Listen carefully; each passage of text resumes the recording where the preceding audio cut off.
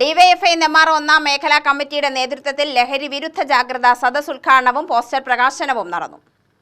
വേണ്ട ഹിംസയും ലഹരിയും, ജനകീയ യുദ്ധത്തിൽ അണിചേരുക എന്ന മുദ്രാവാക്യമുയർത്തിയാണ് ലഹരി വിരുദ്ധ ജാഗ്രതാ സദസ് ഉദ്ഘാടനവും പോസ്റ്റർ പ്രകാശനവും നടത്തിയത്.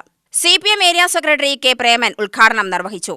പണ്ടൊക്കെയാണെങ്കിൽ നമ്മുടെ നാട്ടിൽ ലഹരി ഉപയോഗിക്കുന്നവരെ കണ്ടാൽ അറിയാം. അന്ന് ലഹരി എന്ന് പറഞ്ഞാൽ കള്ളാണ്. കള്ളു കുടിച്ച ഡോസ് ആയാൽ എന്തായാലും ഒറ്റ നോട്ടത്തിൽ തന്നെ അറിയും. അപ്പൊ അടുത്ത് പോകണ്ട തോന്നി അടുത്ത് പോകണ്ട അല്ലേ?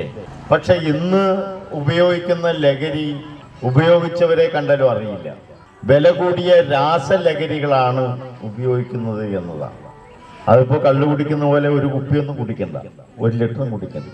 ഒരു മുട്ടുസൂചിയുടെ തുമ്പിൽ തട്ടുന്ന അത്രയും സാധനം നമ്മുടെ ശരീരത്തേക്ക് പ്രവേശിച്ചാൽ ദിവസങ്ങളോളം ആ ലഹരി നിൽക്കുമെന്നാണ് പറയുന്നത്. ഭ്രാന്തമായ അവസ്ഥയിൽ മനുഷ്യൻ സഞ്ചരിക്കുമെന്നാണ് പറയുന്നത്. ഈ നാടിന്റെ സമ്പദ് വ്യവസ്ഥയെ ആകമാനം തന്നെ തകർക്കുന്ന വിധത്തിലേക്ക് വലിയ സാമ്പത്തിക സ്രോതസ്സായി മാറുകയാണ്.